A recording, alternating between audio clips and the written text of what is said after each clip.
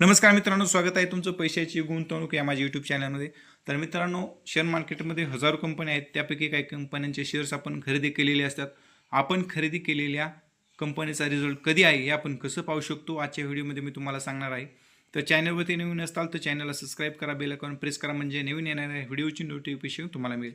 चला तर व्हिडिओला सुरुवात करू. या ठिकाणी गुगलवरती जायचं आहे. गुगलवरती गेल्यानंतर या ठिकाणी तुम्हाला सर्च करायचं आहे BSE रिझल्ट कॅलेंडर.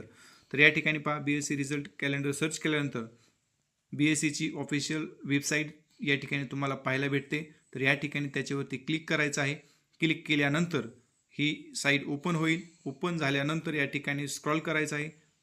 थोडं नेट स्लो असल्यामुळे वेळ लागतो. तर या ठिकाणी पहा ओपन झालेलं आहे.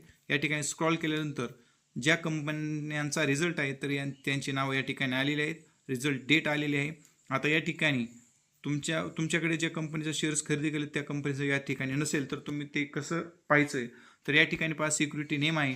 या ठिकाणी तुम्हाला त्या कंपनीचं नाव टाकायचं आहे. तर आता मी या ठिकाणी टाकतो नागार्जुन फर्टिलायझर. नागार्जुन फर्टिलायझर.